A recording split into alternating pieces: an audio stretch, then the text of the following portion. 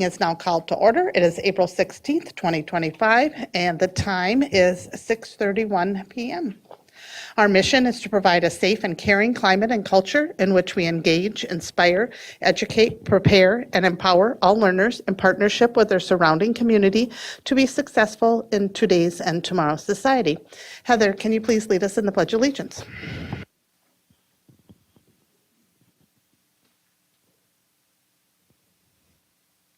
I pledge allegiance to the flag of the United States of America and to the republic for which it stands, one nation, under God, indivisible, with liberty and justice for all.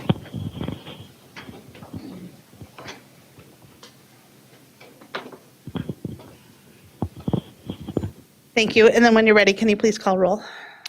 The following board members are present at the District Administration Office. Scott Andresen. Here. Natalie Copeland. Here. Al Dahlgren. Here. Zach Dorholt. Here. Diana Fenton. Here. Shannon Hawes. Here. Heather Weems. Here.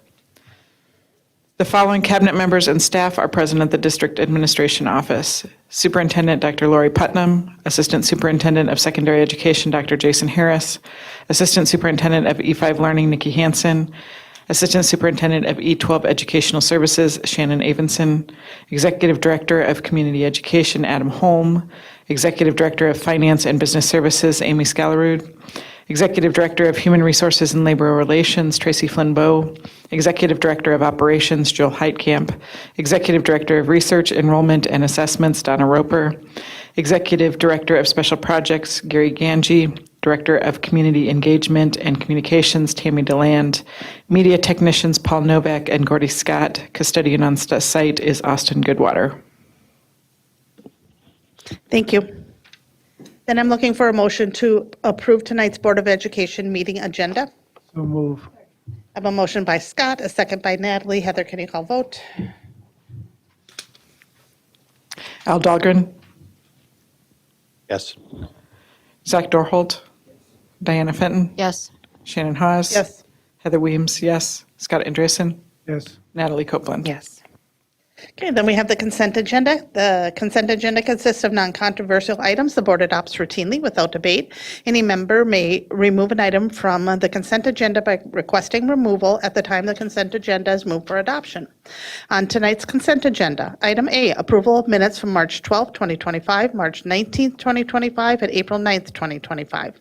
Item B, approval of bills and other financial transactions in the grand total amount of $3,603,680.31. Item C, approval of personnel staff changes. Item D, acceptance of grant awards and donations. Item E, approval of quarterly expenditures for board members. Item F, approval of monthly financial report for February 2025. Item G, approval of monthly treasurer's report for February 2025. Item H, approve proposed revised board policy 525, violence prevention applicable to students and staff, third reading. Item I, approve proposed revised board policy 707, transportation of public school students, third reading. Item J, approve proposed revised board policy 527, student use and parking of motor vehicles, patrols, inspections and searches, minor change. Item K, approve proposed revised board policy 702, accounting reference changes. Item L, approve proposed revised board policy 703, annual audit reference change. Item M, approve proposed revised board policy 705, investments reference change. I have one request to remove item D by Al Dahlgren, which he is recusing himself. Do I have anybody else that would like to? Natalie? Same on that. So we have two recusing themselves on item D. So again, I get a motion to approve consent agenda items A through M with the exception of item D. I have a motion by Scott, a second by Natalie. Heather, can you call vote on that? Yes. Zach Dorholt. Yes. Shannon Hawes. Yes. Scott Andresen. Yes. Al Dahlgren. Yes. Diana Fenton. Yes. Heather Weems is yes. Okay. And then item D, looking for a proposal or a motion to approve item D. So move. And can I have a second? I'll give Zach a second. So Heather, can you call vote with the exception of Al and Natalie? Scott Andresen, Yes. Zach Dorholt. Diana Fenton. Yes. Shannon Hawes. Yes. Heather Weems, yes. Thank you. Okay, moving on to information items. We have two tonight. First up is our community celebrations, and joining us is Tammy DeLand, Director of Community Engagement and Communications. Welcome.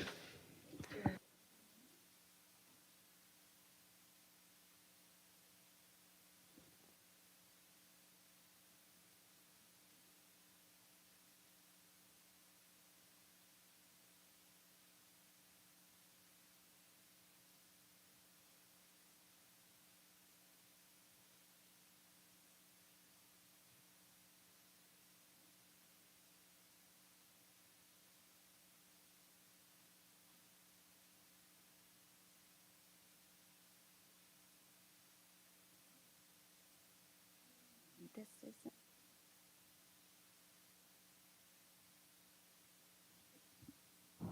There we go. Good evening, Chair Haas, Superintendent Putnam, members of the board. It is my pleasure this evening to announce the Shining Stars Community Celebration, which is going to take place May 17th at Apollo High School from 11 in the morning until 3 in the afternoon. And this is going to be a great day, so I hope you save it on your calendars. This event is an opportunity to celebrate and showcase our district and our community throughout this entire school year, and beginning with recognition of Minnesota Superintendent of the Year, our very own Lori Putnam, who also has just been named President-elect of the Minnesota Association of School Administrators. Laurie. The Commissioner of Education, a name I think you're all familiar with, Willie Jett, will be here, as well as Executive Director of MASSA, Deb Hinton. They will both be here in person to help celebrate Lori, so we're very excited. It's also an opportunity for us to showcase our amazing student talent, including academics, arts, activities, athletics. These students will be demonstrating leadership, creativity, and problem-solving skills, and many of our students will be on the main stage demonstrating some of their talent, so that we are looking forward to. It's also a wonderful way to celebrate our fabulous families who are the backbone of this community. They provide unwavering support and dedication to our children's education and create a really strong foundation for student success. We're also here to celebrate our amazing staff. And they're the heart of our schools, right? They support and guide and ensure a sense of belonging in our students every single day and empower them to become the very best they can be.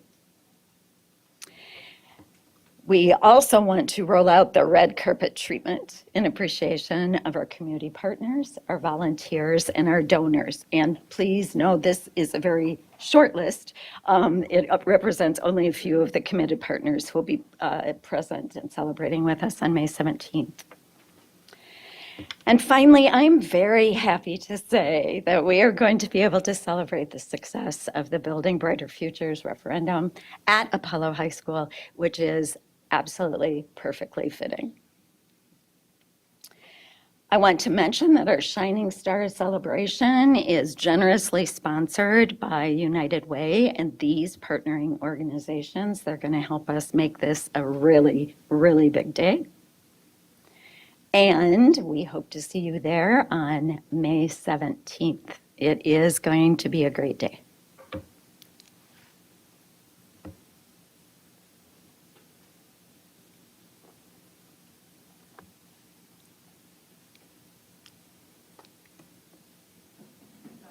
That's okay. Any questions? Good to go? Anybody have any questions at all? Al? If there are no questions, then I would move that we recess the meeting for a short period of time for community input. Okay, and can I have a second on that? Second. Okay, I have a motion by Al, a second by Natalie, and I just wanted to point out that this is a very unique situation. We had a scheduling conflict, and we wanted to make sure that we were accommodating to everybody in this unique situation. So all in favor, say aye. Aye. Opposed? Okay, meeting is recessed. Thank you, Tammy, sorry about that. I was trying to get the right words in there. Okay, so I will read, so the meeting is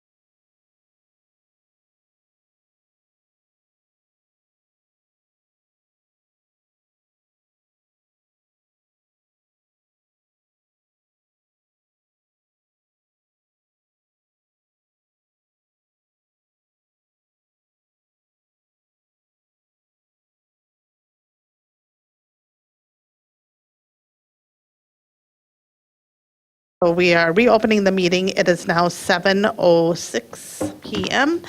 And moving on to our second information item of the night, which is the 2025 Summer Projects Review presented by Joel Heitkamp, Executive Director of Operations.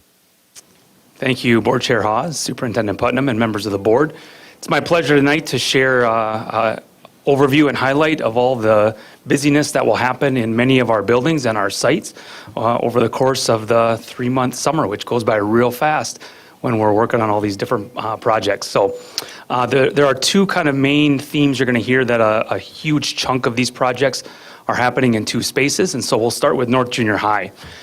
I provided a few pictures just before of the bigger things that are there, and maybe some that would be hard to conceptualize without them. So at North Junior High, we're going to do new flooring throughout the entire main office area, so that will look new to all of our guests as they enter each day. And then in the back part of that main office, where the nurse's office is at, Principal Hansen has identified a need to reformat and reshape what that nurse's suite looks like. So that will look different when students and staff come back next fall.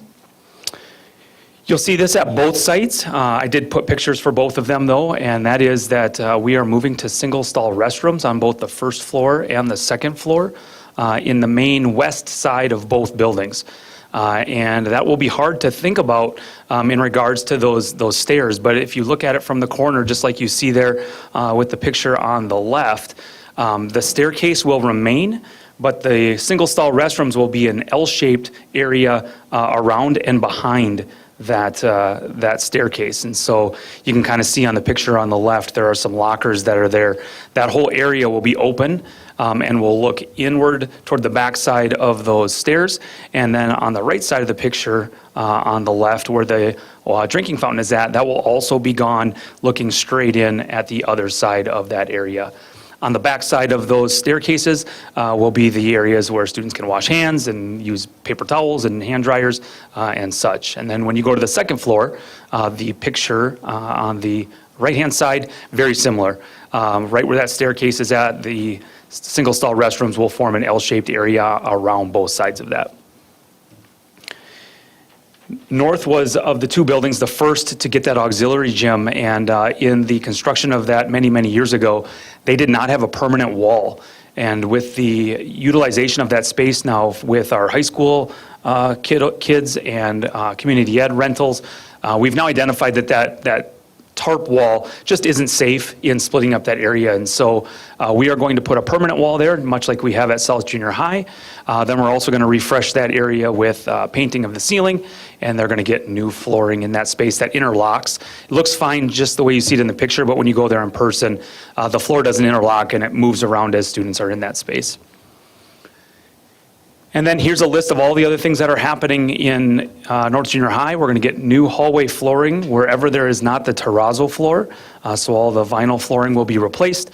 We are going to replace the movable wall in the gym between the upper gym and lower gym. Some classroom flooring will be updated. All of the lighting in the building will be upgraded to more efficient LED lighting. We'll do some hallway painting and refreshing and some coordination of colors. If you walk either one of our junior high sites, you'll notice that we have a multitude of colors throughout as additions were made, and that was kind of the style when those buildings were built in the 60s with the yellow glossy block that we're gonna fix up and make that look nice again. North has some extensive window replacements that will be done. There will be a little bit of room reconfiguration, due to that restroom remodel, and so the staff lounge will be in a similar area, shifted over just a little bit, where the restrooms will take that space, and then the wellness room will also move from the upstairs location into the staff lounge area for use by staff members. We'll do some updating of electrical panels, and then we are also updating and replacing the boiler system fluids to be more efficient. At South Junior High, one big thing that you will see is the locker replacement that will be happening. When Dr. Harris and I were together at South Junior High, we tried to give them a refresh with some repainting. That's why they're black and orange now. And that was a number of years ago, and that painting has served its purpose, but those lockers are original to the building, and we're finding it hard to find the appropriate tools and the appropriate hardware to fix them as needed. And so we will do a locker refresh throughout the entire building. Again, very similar pictures you saw at North Junior High. These are the exact same areas of the buildings, both first floor and second floor, and those single-stall restrooms will look the exact same at both of those sites. In South's conference room, we'll do an update in flooring, and then when South had gotten the remodel in the office area to provide the secure entrance, there was one workroom that didn't get touched at all. And so that is still one area within a refreshed larger area of the main office that didn't get touched. And so we will provide some new finishes, some new flooring, and just some updates in that space as well. You'll see a lot of redundancy here. We're really coordinating our efforts to be efficient of both time, effort, and funds. We'll do some hallway flooring throughout, again, replacing anything that is not the terrazzo floor. South will also get a new movable wall. The one thing I failed to mention with North is that the one nice thing is that the movable wall we're hoping is now motorized. Right now it's about a 15-minute process. It takes about 3 or 4 people to open up that wall. This will take 2. It only takes 2 because it'll be a safety measure with one person on each side of the wall so that no one could get hurt moving it on their own or get pinched in the movement of that wall. It's a safety feature, so that'll be real nice for our custodial teams. We'll do some classroom flooring updates there as well, some cafeteria flooring and repainting. We'll replace a very little bit of LED lighting. South has less to update than North does. Hallway painting, again, coordinating the colors of the building to really bring some updates and some continuity throughout. Again, because of the addition of those single-stall restrooms, we'll have the staff lounge shifting in space just a little bit to one side of the hallway. And then because of that loss of space in the second floor restrooms, our science storage room will just shift to a different hallway. We will again update electrical panels throughout the building and then also update boiler system fluids at South Junior High as well. Other things that you'll see throughout, I had shared this at the summer wrap-up in September, but we will come back to Apollo and finish up some roofing projects that were not quite completed. We'll start right away here, and we hope to have this work, or we plan to have this work done from last summer by the 1st of July. You will see the south parking lot resurface at Apollo High School. Both Oak Hill and Kennedy, their tennis courts will be replaced and then also relined for pickleball, which we know is really important to our community. We also have some proposals out there right now for the resurfacing and crack filling of some other sites too. So hopefully we can make some of those other ones look a little nicer. But Kennedy and Oak Hill were of high need just for overall use and safety for our students. We are adding an Oak Hill pre-K fenced-in area. That will happen right away when the summer begins. We're finding with the pre-K students back in our school sites that we do have to have a designated safe area for them. And so we put one in at the end of last summer at Lincoln, and we just wrapped up the install of all of those materials. So if you drive by Lincoln at all in the back corner, you'll see that there. We're going to put in something similar at Oak Hill. The tech paver ceiling project, which started last fall, will be completed, and we've got multiple playground repairs also happening throughout the district. All of this work doesn't happen without a great team, and so I just wanted to provide a quick shout out for our custodial and engineering teams who help coordinate much of this work, who may help out another building while their building is down getting worked on, and then everybody coming to a site to really get it ready for school. And so that team really does work hard and takes a lot of pride in those buildings, and so I wanted to shout them out here tonight. And then lastly, when it comes to project funding, we know it takes a lot to make these things happen, and there are multiple sources for where these are coming from. A huge bulk of the projects are being taken care of with our long-term facility maintenance fund, but we do have North Junior High kicking in some building allocations to do the nurses suite and the auxiliary gym updates over there. And then thanks to, again, the generosity of the board, we're able to do a lot of the playground additions and repairs with the one-time allocated funding from all of you. And so with that, and all that's going on, I appreciate the time, and I'm be happy to take any questions. Thank you. This is just an information item, so we're not approving it. Scott, do you have questions? Yeah, the Apollo South parking lot, is that next to the new building that's going to be put there? It will be, yes. Should we be waiting until that building is built before having all that construction equipment run over this new parking lot? I think it's safe to say that we'll take every precaution needed, that there's the surfing that's needed is really needed, and we'll take all the precautions necessary to make sure that it doesn't get damaged in the construction process. Okay. When I was a kid, I used to go over to North and swim in the pool there. I know it's disappeared, but what's on top of it? What replaced that lovely swimming pool? Yeah, so both pools, both north and south, they got filled with sand to keep the walls from caving in, and then they did surface on top. Both of them now have an auxiliary gym, and then a third of that space is a weight room, fitness room area. Thank you. Yeah. Anybody else have any comments? Al? I had a couple of questions for you, just Sure. on North for a long time.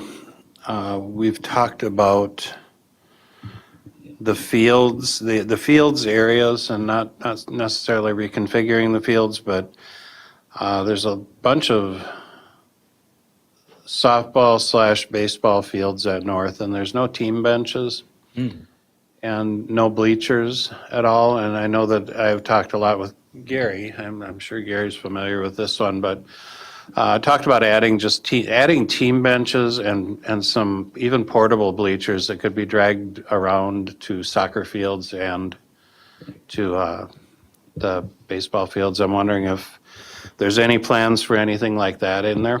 It's absolutely something that I can work with Activities Director Ridpath on that. When I was Activities Director at South, we partnered with some local groups to get the infrastructure that we had at South, so absolutely could work with Activities Director there on that. Yeah, I'd love to see that done. LED lighting, it's another thing I brought up before, but I know that just recently I was approached on lighting, and apparently Excel has a ton of money available for cost sharing in the replacement of fixtures within commercial buildings Okay. or whatever. Are we utilizing any of that with this, or is this all at our expense? Sure, I'm going to defer to Amy on the budget side of that. So sometimes those come in the form of rebates or tax incentives that we're obviously not eligible for, but our construction managers always work with Excel. So any rebates that we as a government entity are eligible for, we always do apply for those. Same when we did our boiler replacement projects. There's a lot of rebates out there that we do still qualify for, and so we always make sure that we're utilizing those whenever they're available. Okay, there's supposed to be quite a bit available this year. Apollo, yeah, I was going to ask the same question about the Apollo lot, and not so much driving the construction equipment across it, but are we going to take into consideration that we should have a blueprint of the footprint of the new building and know where it's going by the time that this project would start. Are we taking that into consideration, and are we considering modifications to that lot so that it can be utilized by both the school and the field house?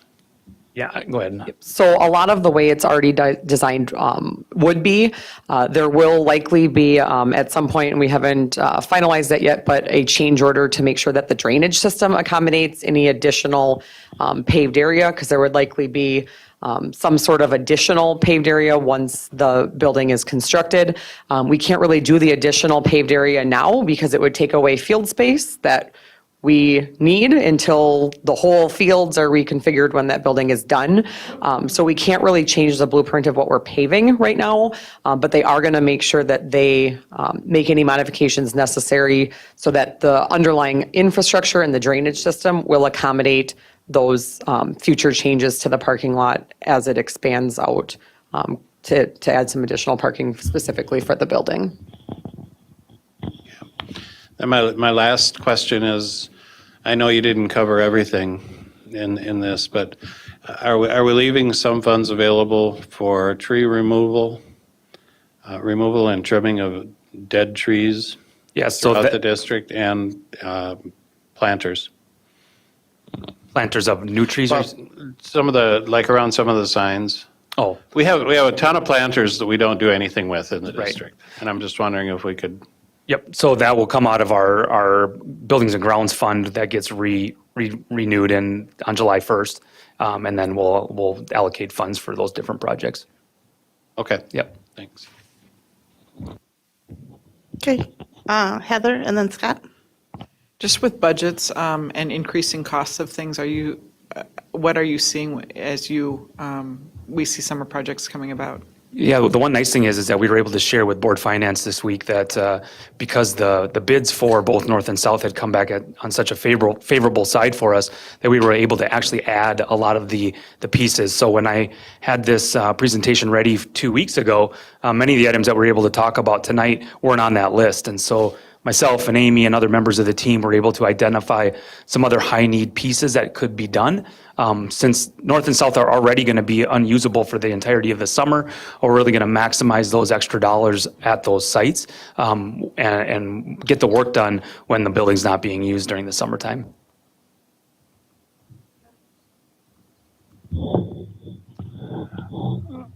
Minnesota winters can be rather harsh.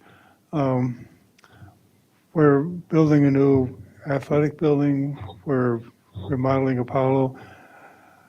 Is there a tunnel or some sort of out-of-the-weather way to get between the two buildings? Between where Apollo is now and where that new building will be, Yes. that is not in the plans, no. Why? I think just to build that amount of infrastructure isn't feasible. And even though our buildings have tunnels right now, they're not a space for student movement or travel. Those are very mechanical areas, and it's just not something that's really feasible to do in this project. Okay. Okay, thank you you. very much. Moving on to discussion and action items. We have several of these. First up, we have the resolution canvassing returns of votes for school district special election held on April 8th, 2025. I have the results and the numbers. The abstract and return of votes cast, again, special election, April 8th, 2025. The total number of persons registered at 7:00 a.m. on this date was 59,875. The total number of new registrations on election day, 73. Total number of signatures on the polling place rosters, 4,725. Total number of accepted regular, military, and overseas absentee ballots, 1,740. Those two numbers are the total number of persons voting in the special election, which was 6,465. The total number of spoiled ballots in the spoiled ballot envelopes, 12, and the total number of defective ballots, 0. So, school district ballot question number 1. Total number of yes votes, 4,017. Total number of no votes, 2,446. School district ballot question 2. Total number of yes votes, 3,503. And total number of no votes, 2,945. So both questions 1 and 2, yes received more votes than no did. So I'm looking a motion to approve the resolution canvassing returns of votes of school district special election held on April 8th, 2025. So move. I have a motion by Scott and a second by Natalie. Any discussion at all? Okay, Heather, can you please call vote? Diana Fenton? Yes. Heather Weems? Yes. Scott Andresen? Yes. Al Dahlgren? Yes. Zach Dorholt? Yes. Natalie Copeland? Yes. Shannon Haas? Yes. Thank you. Next, we have another action item. We have the resolution proposing named staff for non-renewal or placement on unrequested leave of absence, presented by Tracy Flynn Bowe, Executive Director of Human Resources and Labor Relations. Good evening, Chair Hawes, board members, Superintendent Putnam. This is that moment that we've talked about in our staffing timeline, and that happens each year based on the statutory requirements to provide notice to any teachers that will be non-renewed in a timely manner. As you heard tonight, some concerns from the choir community about one of the teachers that is on the resolution, let me just provide a little bit of preface. We have 11 teachers on this resolution. Very often, we have 30 to 40 teachers. We have 950 teachers in the district, and principals have worked diligently to make these decisions. Non-renewal decisions are never made easily. We charge our principals with making a very clear assessment of teachers over the course of 3 years before we would grant that permanent tenure, which is a really, big decision for our principals. I think as you think about the feedback that you heard tonight, and obviously would share concern about that, as I do, right? We want to make sure that our choir program is strong and that our students feel supported in their instruction in that course. The choir program is point 2 of this particular teacher's assignment, and so it is not the whole assignment. She crosses across 3 different schools, so we had multiple principals involved in that decision-making. And without saying more about any particular teacher, I just wanted you to have that background. The other piece about the non-renewal resolution is we make this decision at this point, as I've said before, on a preliminary basis. We know that our staffing needs change, that our applicant pools change, that there are lots of changes that happen between now and the end of the school year. And it's with some frequency that teachers that are on this list tonight get rehired in the district. I say that to all of our probationary teachers so they know that this isn't a moment, that can't be undone. Frequently it is, because our needs change and sections change and there are other changes. So any decision that's made tonight by the board as a whole on this non-renewal resolution is not a permanent decision for any of the teachers that are on this list. There will be the opportunity to interview candidates for positions that are open, and I encourage any of the teachers that are on this list to apply for those positions and to be reconsidered for any open positions throughout the rest of the spring. And so, again, I just want you to have that background so it doesn't feel like it's a fait accompli tonight as we make this decision. So with that, the resolution is before you, and I'm looking for a motion to approve the resolution to non-renew the named teachers. So moved. Second? I have a motion by Natalie, a second by Heather. Any discussion? Okay, Heather, can you please call vote? Zach Dorholt? Al Dahlgren? Yes. Natalie Copeland? Yes. Scott Andreasen? Yes. Heather Weems? Yes. Shannon Hawes? Yes. Diana Fenton? Yes. Thank you.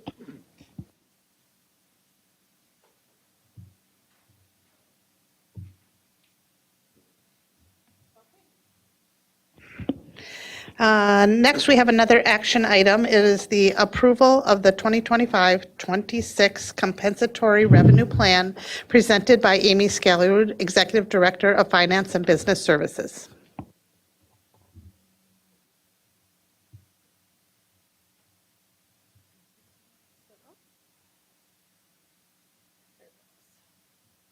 Just slow tonight.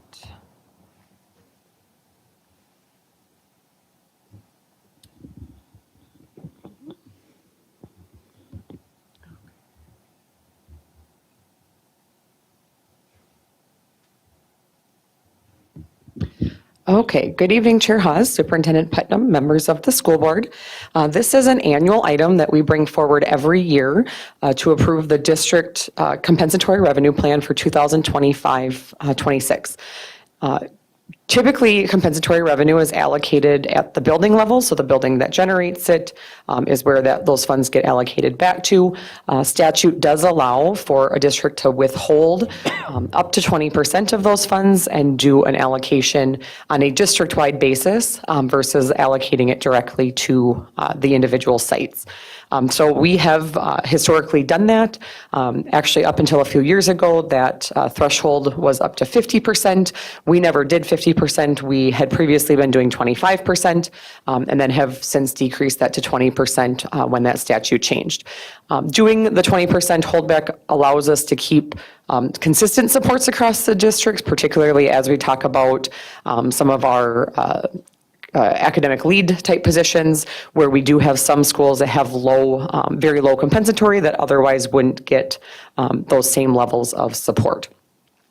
So what you can see up on the screen is the dollar amount of what the holdback accounts for. And so our total building compensatory allocation for next year is just over 20 million. So that 20% holdback is just over 4 million. This is a little bit unique this year in that these numbers aren't necessarily our final numbers.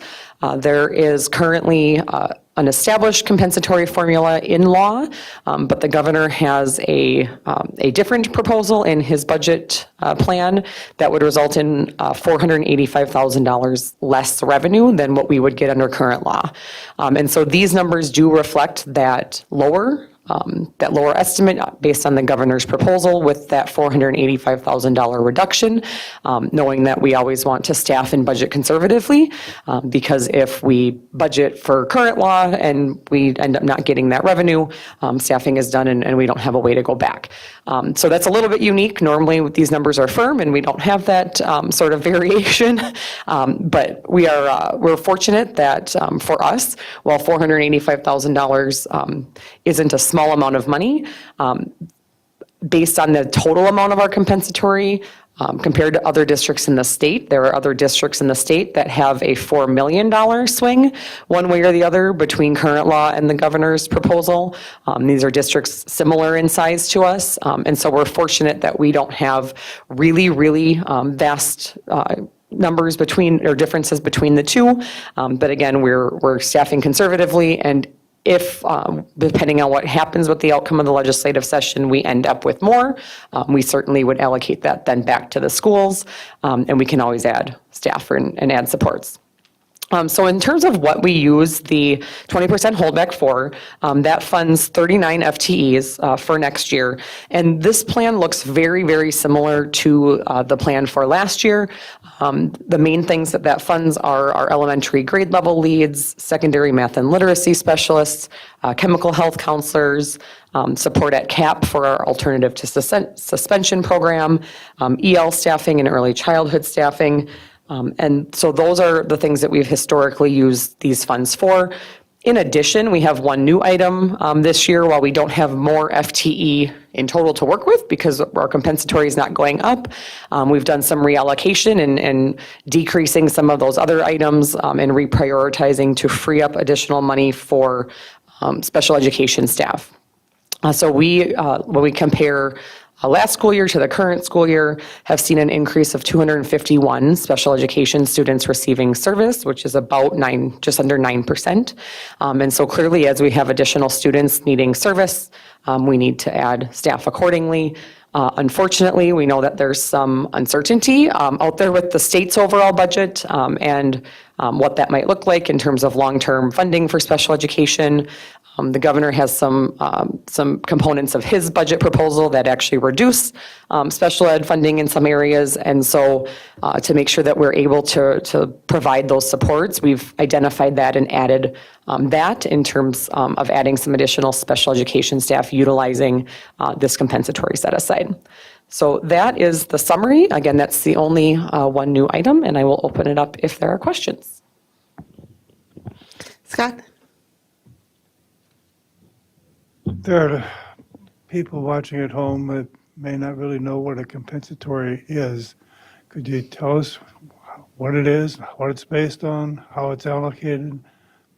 Sure. So compensatory revenue is a subcomponent, if you will, of state aid. It's considered a categorical aid, and it's really driven by the number of students in a building who qualify for free and reduced lunch. And then it has a concentration factor. So as that percentage goes up, the amount you receive per pupil goes up. So it's a little bit different than the normal per pupil funding formula that we hear talked about a lot, where it doesn't matter what district you are or what your demographics are, everybody gets the same amount per pupil. Compensatory doesn't work that way. So if you have a school that has a 20% free and reduced lunch percentage, and a school with 80% free and reduced lunch, they're not going to get the same amount per pupil. The school with 80% free and reduced lunch will get a higher amount per pupil based on that formula. And so it's, again, directly driven by those free and reduced counts. The change in the statute, this was the first year that the statute only takes into account what's considered a direct certification enrollment. And so those come in from files from the county and other indicators where students automatically qualify. It does not include any paper applications that students fill out at the building level. And so that's part of where that governor has the proposal. It factors in that. It also factors in some hold harmless, which isn't always accurate because a hold harmless is great if all other things are equal, but we know that sometimes schools have declining enrollment. And so a straight hold harmless where they say you're going to get the same amount of revenue you got next year isn't necessarily appropriate if we have 300 less students. But the intention is trying to, I think, to some extent, get at the fact that a lot of districts have students who don't qualify through direct certification and have significant gaps in those numbers and then now aren't getting the compensatory revenue to service those students. And so that's where that proposal changes. And so we will have to wait and see until May or June when the session ends where it lands. And I suspect that wherever it lands will be a one-year fix with some sort of directive for the legislature and MDE to try to figure out a better permanent solution that's really equitable to all districts. So basically, it's kind of driven by poverty. And the more concentrated poverty you have, the more extra money they're throwing at you. Correct, yep, it does have that concentration factor. Now, we used to, before we had free lunch, we used to track a lot of this. Has having free lunch made a difference? So that's part of where they wanted to switch. I think that was the intention of switching to a direct certification only, was to kind of try to provide that protection against people not filling out the applications because of the free meal program. The hard part is that only works if every district in the state has the same kind of gap between their direct certification and the people who would still fill out a paper application, and that is not the same because not every district is created equal. And so I think there was an intention for this to kind of hold everyone harmless with the new law and to make it be fair across all districts and really try to protect if free and reduced counts went down because of the free meals. I just think it was maybe a little oversimplified in terms of the approach because it's not the same at every district. Some districts have significantly higher percentages of families who fall kind of just above that threshold or who don't qualify for some of the assistance programs that result in direct certification. So the intention is to be factoring that in. It just maybe needs a little work. Thank you. Anybody else have any questions, Natalie, or comments? That's all very interesting. What is the percentage of, in our district, of those that are above the direct certification but still qualify, or do we not? So the hard part is that we don't know that, right? Because, Yeah. I mean, in the I guess past, maybe, we or- can, in the past. And that's a little messy too, because the direct certifications, last year was the first year That's that new as well, yeah, the right. third-party billing came in. I would say that percentage at our district and across the state is definitely less now, right? Because a lot of our families, particularly our elementary families, where there's not activity fees or other things that are reduced if you qualify, they're not filling out the application. Because when meals are already free, there's really not a large incentive for our elementary families to complete that. So we don't see a huge, when we look at the counts, they're down, but they're not down 20, 30%. I don't have the exact number, but we do still have relatively high numbers of direct certification in our district, which is part of the reason that we don't see big, vast differences between our revenue under current law and the governor's proposal, because our direct certification numbers are high compared to a lot of other districts in the state. The districts that you see a lot of those larger swings are more of the districts that have relatively low direct certification numbers. So they had really high numbers post-pandemic when, a lot of families had different economic circumstances, and there's been some hold harmlesses in there for a couple of years. And so those are really where you're seeing the bigger shifts in revenue is in the districts with lower direct certification. Thanks, Amy. Anybody else? Okay, well, this is an action item. I'm looking for a motion to approve the 2025-2026 compensatory revenue plan. So move. And do I have a second? I have a motion by Scott, a second by Zach. Heather, can you call vote? Heather Weems, yes. Shannon Hawes? Yes. Diana Fenton? Yes. Zach Dorholt? Al Dahlgren? Yes. Natalie Copeland? Yes. Scott Andresen? Yes. Okay, then moving on to the 2025-2026 FTE projections based on enrollments and registrations. Back, we have Tracy Flinbo, Executive Director of Human Resources and Labor Relations, joining Amy Scalarud, Executive Director of Finance and Business Services. Okay, so you all have a copy of this in front of you, and it's being displayed.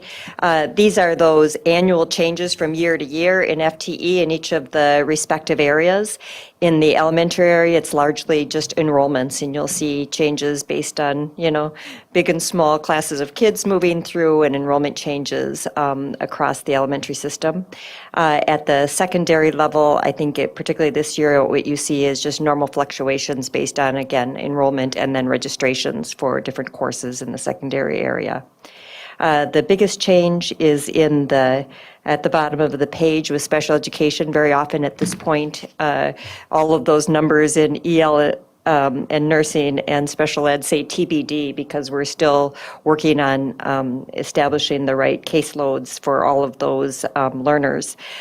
This year, we spent some particular time attending to the special education needs with rising numbers of kids and rising caseloads that were really impacting our staff and creating a lot of stress on our system. And so we worked together as part of our staffing planning overall to make sure that we could address those needs and really address what has been a growing number of students that are in those programs and receiving those services.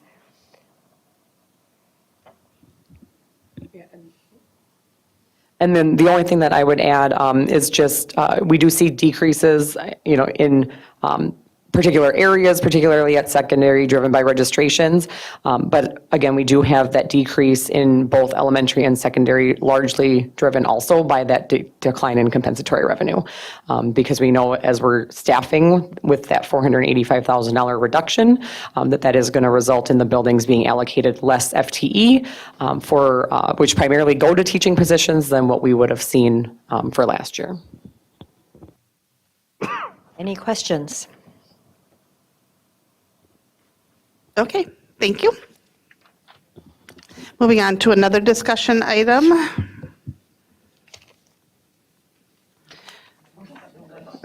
Staying right there. Proposed revised board policy 701, first reading, which is establishment and adoption of school district budget. Of course, presented by Amy Scalarud, Executive Director of Finance and Business Services. All right, thank you. So this looks like there's a lot of substantive change here, and there's really not. It's just the original paragraph that talks about the requirement for a budget was a little wordy, and so we've just kind of reworded it a little bit, but it started to get messy trying to keep parts of sentences and strike in line and add words, so we just stripped the whole paragraph and started over. But really the main reason for the policy change was a change in MSBA's sample policy, and it's really related to these last two sentences. And so what MSBA added to their policy was, and this is just for some context, this is talking about the board approving a budget and the legal authority and requirement for a board to approve a budget. And so their policy has been amended to say if projected expenditures exceed projected revenues, the school board and superintendent may consider using an available available fund balance for temporary relief. And so that's always been practice. If clearly you can have a budget in any given year where you approve a deficit, and by doing so, it was somewhat implied previously that results in you spending fund balance, but they have added that explicitly into MSBA's policy. And then we added, at the recommendation of the committee, however, it is understood that such use of the fund balance is not a permanent solution. That is not an MSBA's policy, but obviously best practice that we don't use fund balance or one-time money to cover permanent to permanently fill a budget hole. So that is really the only change coming for the policy. There are a few other just statute clarification and references where they're changing an abbreviated version to spelling out Minnesota statutes, and then specifying that it's the Minnesota Department of Education commissioner. And then there's one cross-reference that's eliminated at the very end that's been removed from all of the MSBA policies. My assumption is that there is no MSBA service manual anymore because it's been stricken from every policy. So that's just a technical cleanup. Okay, any questions on that? Natalie? I don't really have any questions, but I just wanted to say thank you for your work, because there's a lot of questions right now in our community about funding and things of that nature. And so if your ears are burning, you're like, well, Amy Skallerud, budgets very conservatively. We do not use one-time money, but basically I parrot the things you say, so way to go. Well, and I always tell people when people come up and say, thank you for everything, I say, I am one person, and it also takes a superintendent and a school board who are committed to really spending within our means and holding that line. And that's not always the case at every district. And so it is a team effort. Okay, thank you very much. Okay, moving on to reports. First up, we have our superintendent, Lori Putnam, with her superintendent's report. Thank you so much, Chair Hawes, members of the board, listening community, and friends in the room. It's with deep gratitude and pride that I share this report following the successful passage of both referendum questions, which is a significant milestone for St. Cloud area schools and a reflection of our community's support for public education. Thanks to your engagement and advocacy for all of our community, question 1 was approved, allowing us to move forward with critical safety and security updates at Apollo High School and to update our learning environments. Question 2 is also approved, providing funding to construct an indoor multipurpose activity space at Apollo, which will expand opportunities for student wellness, physical education, and extracurricular engagement, while also serving as a valuable space for our broader community. This success was made possible by the shared efforts of many, and I want to extend special appreciation, first and foremost, to our Board of Education for your leadership and clear commitment to the safety, well-being, and achievement of all students. To our Superintendent's Advisory Committee, whose thoughtful input and partnership throughout the process helped shape the proposal and build public understanding. To the Vote Yes Committee, to whose grassroots leadership and commitment helped carry this message across neighborhoods and communities. Our principal staff and district leaders who communicated clearly and consistently with care, and to the many families, community members, and civic partners who attended presentations, hosted presentations, asked questions, took action to support the future of our schools, and particularly to vote in a time of often divided public conversation and perspective. We really, this board really wanted to make sure there were no barriers to people having their voices heard, and that's why all of our polls were open. And so we're grateful for the people who exercised, whether they voted yes or no, who exercised that right that many people have fought and died for. So that's a little dramatic, I know, but it is still it is part of our democratic process. So I'm grateful for that. And as always, I just want to remind folks that our work is grounded in safety, belonging, collaboration, and excellence, and in this district's mission.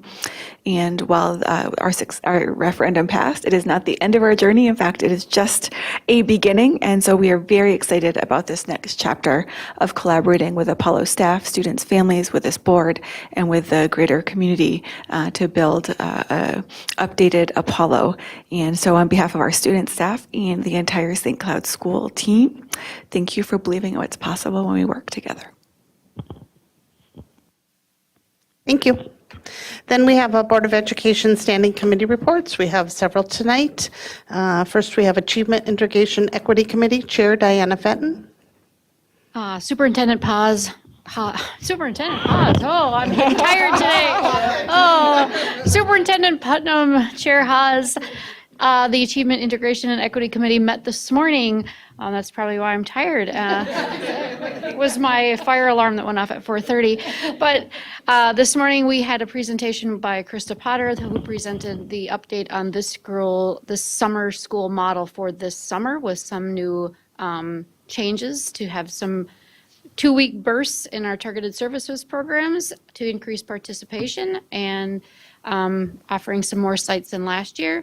And our second presentation was by Donna Roper, who shared some information on the XQ Institute, which is a partner that we're going to be hearing from at the AI Summit this summer on June 16th and 17th. And the XQ Institute is a movement towards competency education, and we are going to continue that discussion in our committee meeting next month to look at this as some potential ideas for our district moving forward with assessment. Then we have Board Development Policy and Governance Committee Chair Zach Dorholt. Passing notes in class, but I'll appreciate this one. I had it on my screen too, I promise. So committee met on February 26th. Assistant Superintendent Harris and Avenson presented proposed board policies, including Policy 707, which is for transportation for public school students, 527 regarding student use and parking of motor vehicles, patrols, inspection, and searches of vehicles on school property. Proposed Board Policy 529, including staff notification of violent behavior by students. The 3 policies were reviewed and recommended to move forward for tonight's board meeting. That's our report. Or our board meeting might have been time. Yeah. Wait. Thank you. Okay. Got it. And then we have Board Finance Audit Committee Chair Heather Weems. Yes, the Board Finance Committee met on April 14th and had the following report. Executive Director Amy Scallerid reviewed proposed changes to Board Policy 721, which is the Uniform Grant Guidance Policy regarding federal revenue resources, and Board Policy 704, which is the development and maintenance of an inventory of fixed assets. The reason for these policy changes is due to changes in the federal uniform grant guidance. The most significant change to the policy is to increase the federal definition of equipment from $5,000 to $10,000. Other changes include adding language regarding cybersecurity and mandatory disclosures and other minor changes. There was also a change to the policy related to giving consideration to certain businesses when awarding contracts. The committee discussed whether we want to include this in our policy. Amy and Tracy will look into this further and make any necessary changes before bringing the policy to the Board Development and Governance Committee. The only change to Policy 704 is to increase the district equipment threshold for capital assets from $5,000 to $10,000 to align with federal increase. Secondly, we talked about summer projects budget update. Amy informed the committee that because the bids for the summer work at North and South came in well under budget, there are additional funds available to be spent for projects this summer. Since North and South are already shut down for construction, it makes sense to spend a significant portion of the funds available in these buildings. As a result, there will be a large change order coming to the board for these projects in the future, specifically for flooring, painting, and other interior surface replacements. And lastly, there was 2025-26 budget update. Executive Director Scallerid gave an update on the preliminary forecast for the 2025-26 budget, which included both known items impacting the budget as well as potential impacts based on the governor's budget proposal. As a result of state funding changes, the district will be making reductions for next year, and the committee reviewed the list of budget reductions. This information will be presented at the board meeting on May 7th. Thank you. Then we have future agenda items. The May 7th, 2025 board meeting work session topics will include community education, adult basic education updates, always a tearjerker, the NAPAC board response letter, the preliminary 2025-2026 budget review, policy readings, and school updates. At this time, does any board member wish to suggest a future agenda item? Okay, that is everything on our agenda. Looking for a motion to adjourn this board meeting. So move. I have a motion by Scott, a second by Natalie. All in favor, say aye. Aye. Opposed? Okay, meeting is adjourned. It is 7:56 PM. It's still light out. That's exciting. Thanks for watching. We'll be back May 7th. Adam will bring the Kleenex to us, or somebody will.